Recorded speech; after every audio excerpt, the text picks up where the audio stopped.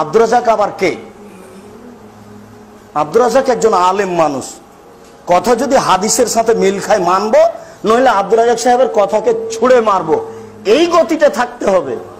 যদি বেশি ভালোবাসেন তখন আমার মন্দটা ভালো হয়ে যাবে। তো মন্দটা ভালো হলে আমি দায়ী না আপনি দায়ী? কিয়ামতের মাঠে যদি ইমাম আবু হানিফা বলেন জি না আমি কাউকে বলিনি যে তোমরা হানাফি বলে দাবি করো, এরা কি করবে? কোটি কোটি মানুষের কি হবে? কোটি কোটি মানুষ তো 400 হিজরিতে এসে বলছে যে আমি হানাফি, আর উনি তো 150 হিজরিতে মারাই গেছেন। 80 হিজরিতে জন্ম নিয়ে 150 দুনিয়া থেকে চলে গেছেন, আর 400 হিজরিতে এসে মানুষ বলছে যে আমি হানাফি। এদের কি হবে অবস্থা? তো এইভাবে যদি আমার নাম দিয়ে বলেন যে আব্দুর রাজ্জাক সাহেব বলেছেন অতএব এটা করবো, কি হবে? হবেই। তো জবাব কে দিবে? আমি দিব?